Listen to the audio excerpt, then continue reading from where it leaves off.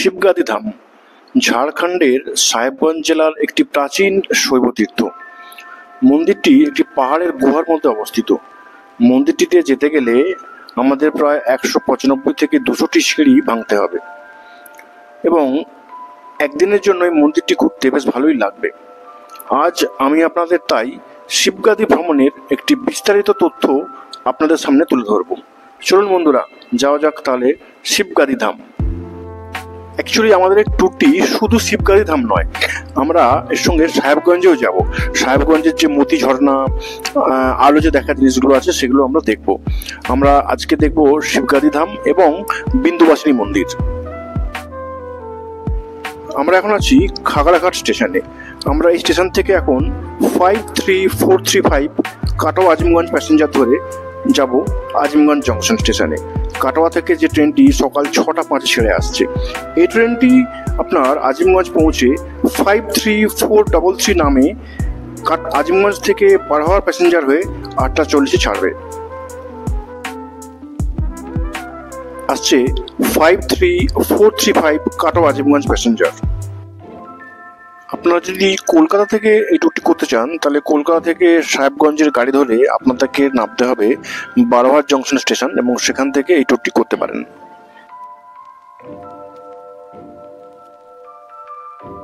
ঠিক 8টা নাগাদ আমরা পৌঁছে গেলাম আজিমগঞ্জ স্টেশনে। আমরা এখন আজিমগঞ্জ স্টেশনের বাইরে কিছু টিফিন কিনে নিতে বেরিয়েছি।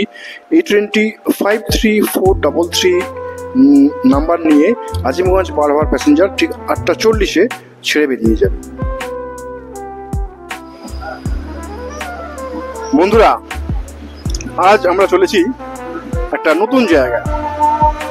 আমরা এখন আজিমগঞ্জ স্টেশন থেকে ট্রেন ধরেছি, ট্রেন ধরে চলেছি সাহেবগঞ্জের দিকে। আপনাদের জন্য নিয়ে এসেছি এক সুন্দর ট্যুর পরিকল্পনা। আমাদের স্যার কিছু বলবেন। আমরা 3 জন বন্ধু কলিগ একসঙ্গে বেরিয়েছি। দেখা যাক আমাদের ট্যুর কেমন হয়, হওয়ার পর আমরা জানাবো। দেখতে থাকুন, আমরা সঙ্গে থাকুন। কোথায় চলেছি আমরা? আমরা এখন আজিমগঞ্জ থেকে, অ্যাকচুয়ালি আমরা খাগড়াঘাট থেকে ট্রেন ধরেছি। খাগড়াঘাট থেকে ট্রেন ধরে আমরা এসেছি আজিমগঞ্জ। আজিমগঞ্জ থেকে ট্রেন ধরে চলেছি আমরা সাহেবগঞ্জের দিকে বারোহাট জংশন। আমরা আজকে ঘুরবো বিন্দুবাসিনী মন্দির এবং শিবগাদি ধাম।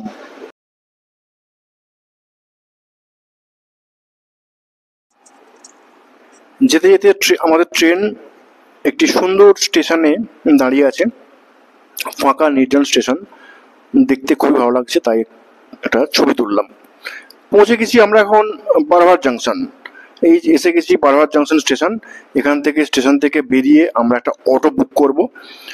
অটো বুক করে আমরা আজকে ঘুরবো শিবগাদি ধাম এবং বিন্দুবাসিনী মন্দির।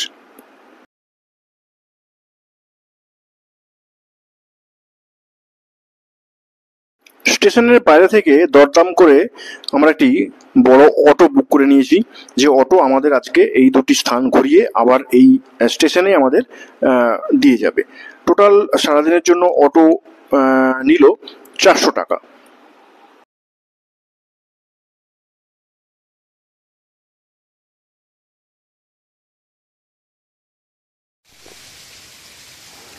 আমরা এখন এসে পৌঁছলাম শিবগাদি ধামে। আমি আগেই বলেছি মন্দিরটি একটি পাহাড়ের উপর অবস্থিত। এই মন্দিরটি একটি বিশেষত্ব আছে। বিশেষত্ব হলো এই যে এই মন্দিরটিকে ঘিরে একটি ঝর্ণা সবসময় অনবরত পতিত হয়। এই মন্দিরের সামনে একটি ঝর্ণা আছে এবং এই ঝর্ণার জল সবসময় এই মন্দিরের পাশ দিয়ে বয়ে যায়। সদ্য এখানে বৃষ্টি হলো, তাই বৃষ্টি হওয়ার জন্য উপরে পাহাড়ের জলটা সিঁড়ি বেয়ে নেমে আসছে। এইটি ঝর্ণার জল নয়, কিন্তু ঝর্ণা পাশে অবস্থিত।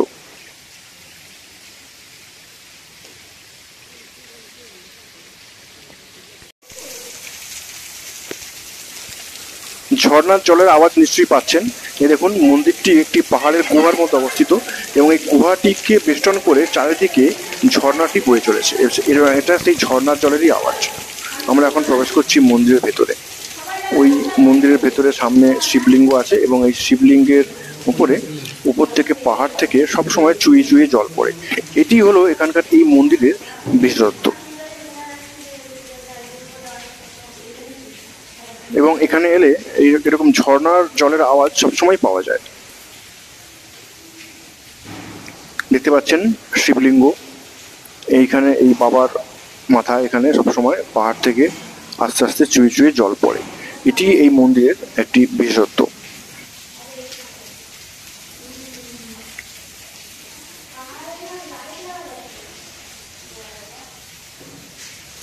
এটি কিন্তু একটি ন্যাচারাল গুহা। এই গুহার মধ্যে এই মন্দিরটিকে বানিয়েছে, মানে মন্দিরটি বানানো হয়েছে।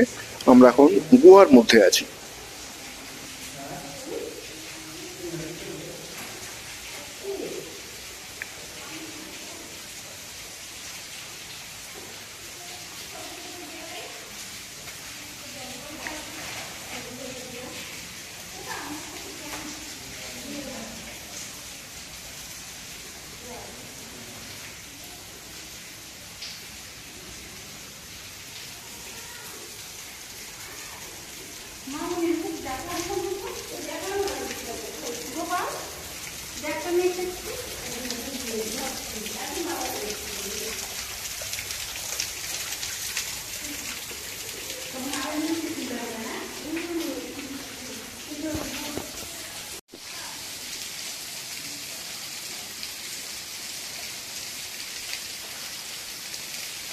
ওই দেখুন, দেখা যাচ্ছে দূরের সামনে পাহাড়ের উঁচু স্থান থেকে জলের ধারা কেমন বেয়ে আসছে। এই জলের ধারা কিন্তু সবসময় পড়ে, এখন বর্ষাকালটা একটু বেশি পড়ছে, কিন্তু অন্য সময় কমে যায় জলের ধারা, কিন্তু জল কিন্তু পড়ে। এই দেখুন চারিদিক থেকে জল বেয়ে আসছে কিরকম। পাহাড়ের উপর থেকে যাতে কোনো পাথর না গড়িয়ে এসে পড়তে পারে, সেই জন্য এই সামনেটা ফর সেফটি ওই তারের জাল করে দেওয়া আছে। এই দেখুন এই কিরকম জল পড়ছে, এই জলটা কিন্তু সবসময় পড়তে থাকে। এটাই হচ্ছে এখানকার ঝর্ণা, এখানকার মন্দিরের একটা বৈশিষ্ট্য।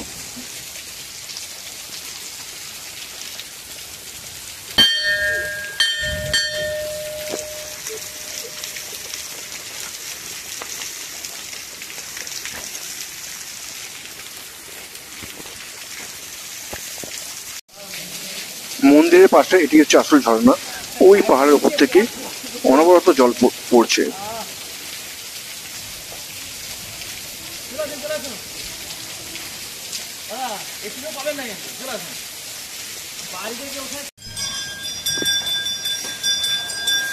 সামনে যেটা দেখছেন এটা হচ্ছে মন্দির চত্বর।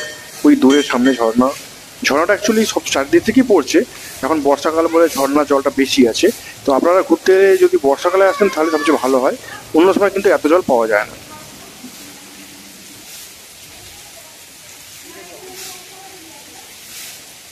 সারাদিন গরমে ঘোরার পরে ঝর্ণার এই ঠান্ডা জল দেখে আমরা কেউ আর স্থির থাকতে পারিনি, তাই আমরা দুজন নেমে গিয়েছিলাম ঝর্ণার জলে চান করতে।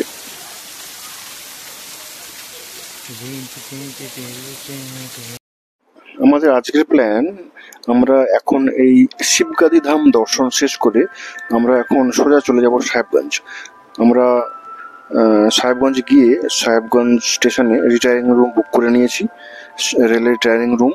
সেখানে আজকে থাকবো এবং সেখান থেকে কালকে আমরা বাকি জায়গাগুলো ঘুরে দেখব।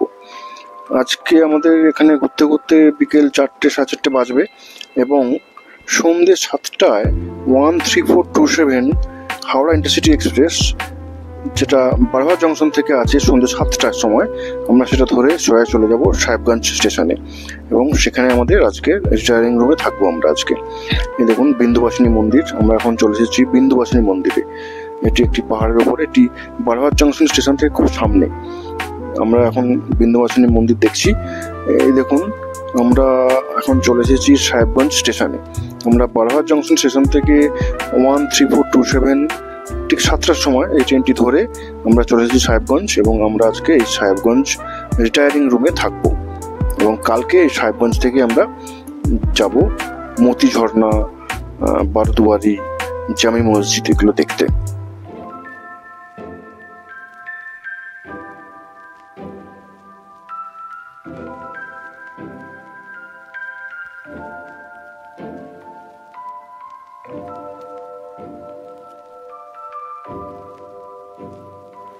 ভোরের দৃশ্য সাহেবগঞ্জ স্টেশন থেকে, সাহেবগঞ্জ স্টেশনের রিটায়ারিং রুম থেকে ভোরের দৃশ্য দেখুন কি সুন্দর লাগছে, চারিদিকে পাহাড়।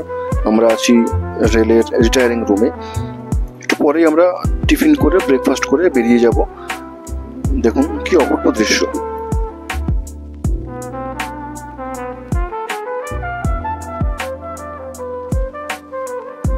আমরা সকাল 9টা নাগাদ ব্রেকফাস্ট করে একটা বড় অটো বুক করে নিয়েছি সারাদিনের জন্য। এখানকার যা দর্শনীয় স্থানগুলি আছে সে অটোতে আমরা ঘুরে দেখবো। সারাদিনের জন্য অটোটা ভাড়া নিয়েছে এই 1200 টাকার মতো। এখানে বার্গেনিং হয়, দরদাম করে নিতে হবে। আমরা মেনলি 3টে জিনিস দেখবো। এখন যাচ্ছি মতি ঝর্ণার দিকে। মতি ঝর্ণা বা মতিনাথ ধাম, সেই মতিনাথ ধাম ওখানে একটি এটা একটি শৈব তীর্থ এবং পাশে একটি ঝর্ণা আছে। এটি দেখার পর আমরা যাব অন্য জায়গাগুলোতে। বন্ধুরা দেখুন, আমরা এখন এসে গিয়েছি মতিনাথ ধাম বা মতি ঝর্ণা। এখানে ঢুকতে 5 টাকা করে টিকিট লাগে এবং টিকিট কাটার পরে বেশ কিছুটা, প্রায় 500 মিটারের মতো বা 1 কিলোমিটারের মতো হেঁটে কিছুটা যেতে হবে। হাঁটা খুব কঠিন না, সিম্পল হাঁটা, হালকা চড়াই উতরাই আছে। সামনে দেখুন আমরা এগিয়ে চলেছি মতি ঝর্ণার দিকে। ওই যে দেখুন দূরে দেখা যাচ্ছে ঝর্ণাটি, দুটি পাহাড়ের মাঝখান থেকে ঝর্ণাটি নেমে আসছে। চারিদিকে দুদিকে দোকান আছে। এখানে অ্যাকচুয়ালি যখন শ্রাবণ মাস হয়, সেই শ্রাবণ মাসে যখন বাবার মাথায়, শিব ঠাকুরের মাথায় জল ঢালা হয়, তখন খুবই ভিড় হয়। এখন একটু ফাঁকা ফাঁকা, এখন শ্রাবণ মাস শেষ হয়ে গেছে। শ্রাবণ মাসে যদি আপনারা আসেন, দেখবেন এখানে চারিদিকে প্রচুর দোকান এবং প্রচুর মেলা বসে গেছে। ওই দেখুন দূরে দেখা যাচ্ছে মতি ঝর্ণা। সামনে আমরা এগিয়ে চলেছি। এই মতি ঝর্ণাটির নাম মতি ঝর্ণা কেন জানেন? কারণ এর জল খুবই পরিষ্কার, খুব স্বচ্ছ। মানে পাহাড়ের উপর থেকে যখন ঝর্ণার জলগুলো নিচে নামে, তখন ঝর্ণার জলের বিন্দুগুলোকে দেখে মনে হয় যে মতি লাফিয়ে পড়ছে উপর থেকে, মতি। সেই জন্য এই ঝর্ণার নাম হয়েছে মতি ঝর্ণা। এটি আমরা শুনেছি। দেখা যাক কিরকম দেখতে, আশা করছি ভালোই হবে। এই দেখুন ঝর্ণার ঠিক আগে একটি বাচ্চাদের জন্য সুন্দর পার্ক করে দেওয়া আছে। এই পার্কে শিশুরা খেলতে পারে। আমরা এখন এই পার্কে ঢুকেছি। এটা অ্যাকচুয়ালি পথের মধ্যেই পড়ে। এখান থেকে ঝর্ণার ভিউটা খুব ভালো পাওয়া যায়। আমরা এখন পার্কের মধ্যে দিয়ে চলেছি সামনের মতি ঝর্ণাতে।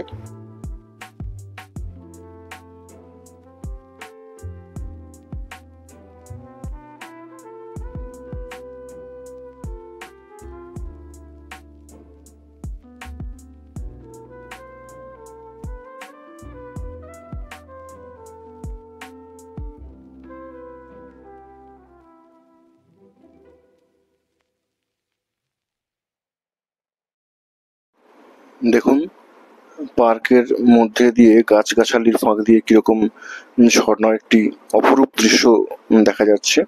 চারিদিকে ছোট ছোট পাহাড়, টিলা এবং তার জঙ্গল, এবং তার মাঝখানে ঝর্ণাটি, সুন্দর একটা দৃশ্য দেখা যাচ্ছে।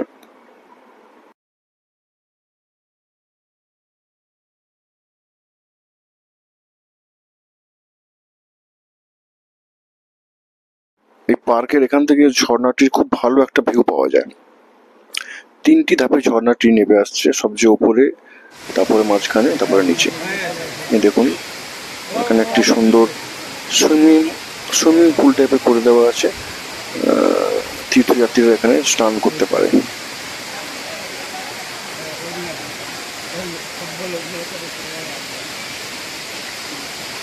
এখন আগস্টের শেষ, তাই বর্ষাকাল এবং প্রচুর বৃষ্টিপাত হয়েছে, যার ফলে ঝর্ণার জলও প্রচুর আছে। শীতকালে এই জায়গাটি ভালো লাগবে ঘুরতে, কিন্তু ঝর্ণার জল কিন্তু খুব কম থাকবে। তাই আমার মনে হয় বর্ষাকালে আসাই ভালো। দেখুন ঝর্ণার জল বেশ ভালোই আছে।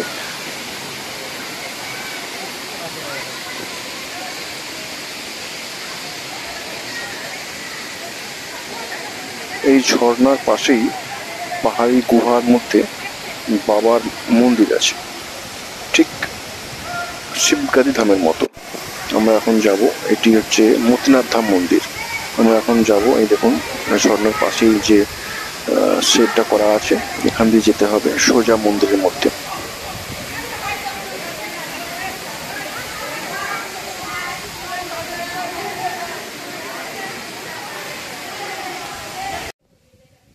ঝর্ণার ঠিক পিছন দিকেই পাহাড়ের গুহাটি অবস্থিত এবং সেই গুহার মধ্যেই শিবলিঙ্গটি অবস্থিত। আমরা এখন সেই মন্দিরের মধ্যে প্রবেশ করেছি। মন্দিরের ভেতর থেকে বাইরের দিকে ঝর্ণাটিকে দেখা যাচ্ছে। দেখুন কি সুন্দর। আর এইটি আমরা যেখানে দাঁড়িয়ে আছি, এটা হচ্ছে পাহাড়ের গুহা। এখানেই মন্দিরটি অবস্থিত। এখানে অনেক ঠাকুরের মূর্তি আছে, তার সঙ্গে বাবার বাবার মূর্তিও আছে।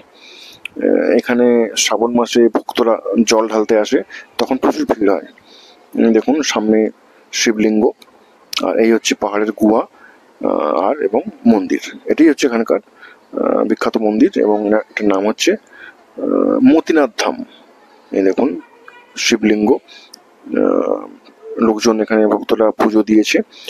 এখানে যদি আপনারা শ্রাবণ মাসে আসেন প্রচুর ভিড় হয় ভক্তদের।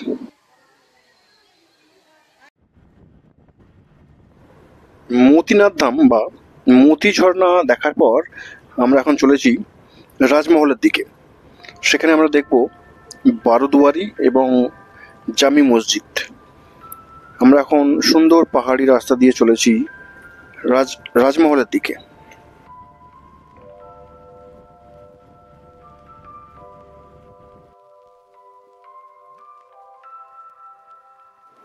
আমরা জাস্ট এসে পৌঁছালাম রাজমহল, যেটি সাহেবগঞ্জ থেকে প্রায় 32 কিলোমিটার দূরে অবস্থিত।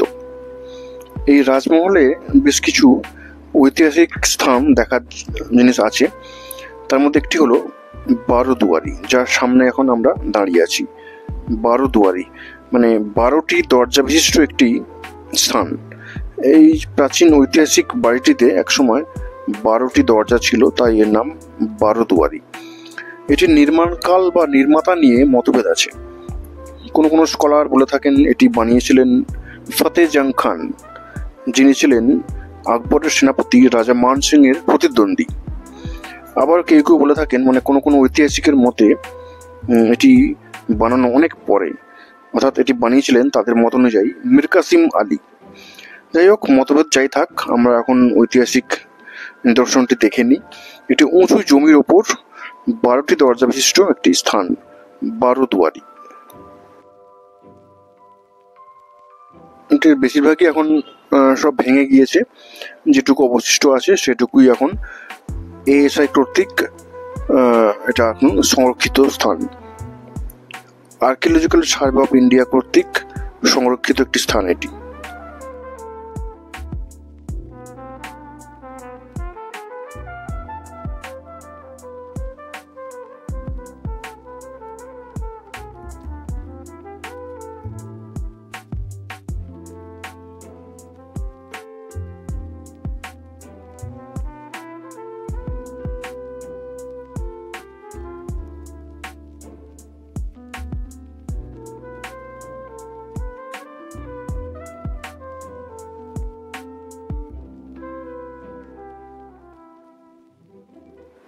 এই বারোদুয়ারি জায়গাটি বা বারোদুয়ারি যে প্যালেসটি বা ঐতিহাসিক স্থাপত্যটি, এটি কিন্তু গঙ্গা নদীর ধারে, একদম গঙ্গা নদীর ধারে অবস্থিত। সামনেই গঙ্গা নদী বয়ে যাচ্ছে, তার ঠিক পাশেই এটি অবস্থিত।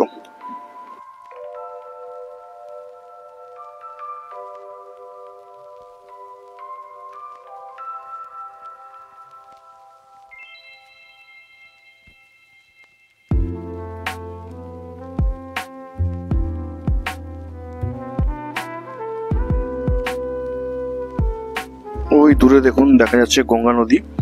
এই রাজমহল এরিয়াতে, রাজমহল এলাকাতে গঙ্গা নদী ভীষণ চওড়া, নদীর এপার ওপার দেখা যায় না।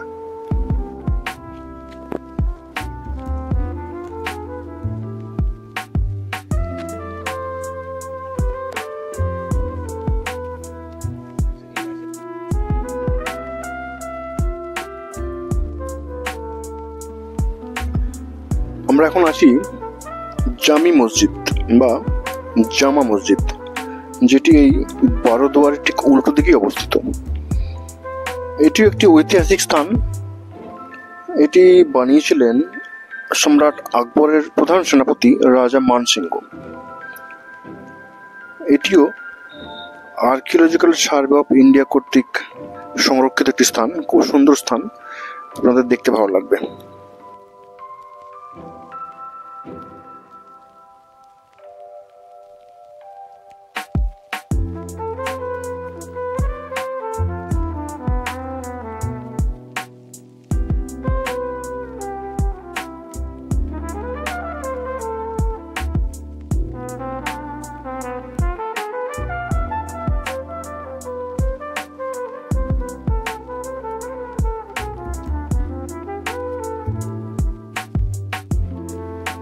আমরা এখন আছি জামি মসজিদে। জামি মসজিদের ভেতরে, যেটি সম্রাট আকবরের প্রধান সেনাপতি রাজা মানসিংহ তৈরি করেছিলেন।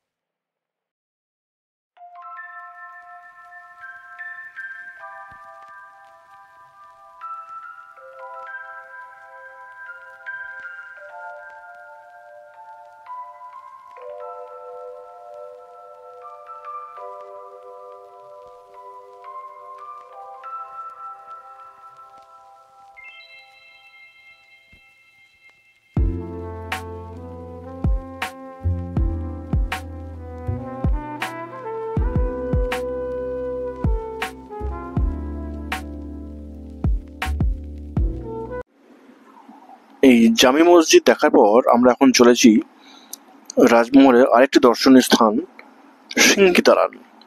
সিংহি দালান দেখতে। এই সিংহি দালানটি অবস্থিত একদম গঙ্গা নদীর তীরে।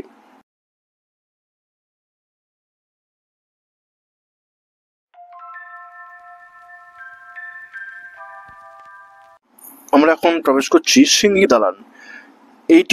এটিও বানিয়েছিলেন সম্রাট আকবরের প্রধান সেনাপতি তথা গভর্নর মানসিংহ। দেখছেন বন্ধুরা, এখানে গঙ্গা কি ভীষণ চওড়া। আমাদের কলকাতার গঙ্গার মতো কিন্তু নয়, এখানে গঙ্গা এতটাই চওড়া যে এপার ওপার দেখা যায় না।